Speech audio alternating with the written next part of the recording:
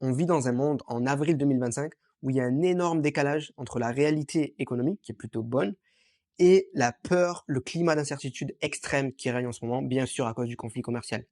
Donc le pétrole baisse, l'inflation américaine est bien meilleure que prévu, les chiffres sont sortis la semaine dernière, mais paradoxalement, les anticipations de pic d'inflation, les craintes que l'inflation remonte, explosent. C'est au même niveau que pendant la crise sanitaire, d'après l'indice de confiance des consommateurs du Michigan.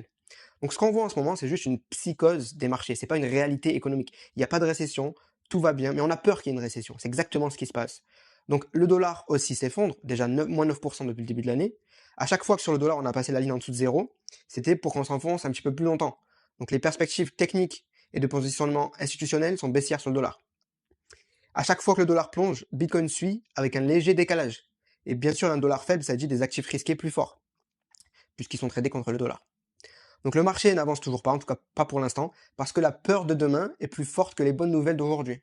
Donc on a eu des bonnes nouvelles d'inflation, ça n'a rien fait sur le marché. On va avoir des résultats d'entreprise du premier trimestre 2025, là, les grosses entreprises américaines, Facebook, Amazon, Apple, etc., qui vont sortir. Même si les résultats sont bons, c'est pas sûr que ça monte, parce que le conflit commercial bloque et provoque des incertitudes. Mais du coup, voilà, on peut penser maintenant que la seule chose qui pourrait résoudre le problème, c'est du mieux dans ce conflit commercial. Et on va suivre encore une fois les posts de Trump cette semaine sur son réseau Truth Social, parce que c'est la chose principale qui drive le marché en ce moment. Donc pour finir, pour conclure, la réalité économique s'améliore. Le dollar chute et la liquidité mondiale monte toujours à des niveaux records, mais le marché reste figé par des peurs d'incertitude qui n'existent pas, mais c'est des peurs d'incertitude. Donc rappelez-vous juste que c'est dans des moments comme ça que on voit les plus gros retournements. Au bout d'un moment, la panique, l'incertitude ne durent pas éternellement.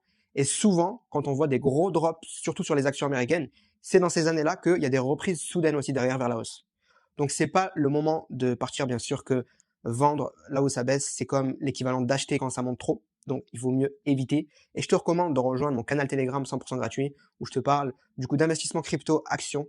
Et puis je te fais savoir les nouvelles en temps réel pour tout ce qui se passe en ce moment. Donc le lien il est dans ma bio, il y a 4000 personnes dans le groupe, je te recommande de rejoindre et je te dis à bientôt.